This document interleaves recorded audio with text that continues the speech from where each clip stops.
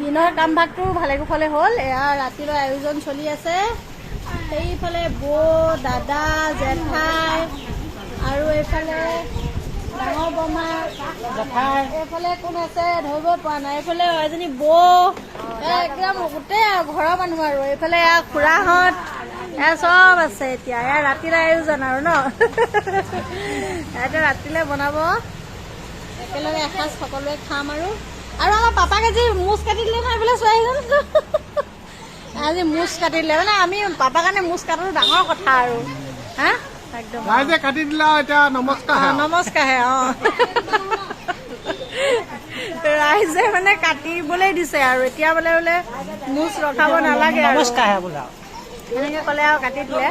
কিন্তু আমি দেখি পেলাই যে অকণমান মানে নেদেখা ন, জন্মৰ পৰা দেখা নাই আচলতে। এনেকৈ মুচ মানে একেবাৰে নোহোৱাকৈ দেখা নাই। ককা ঢুকাওঁতে কাটিছিলে নেকি, মনত নাই ইমান। কিন্তু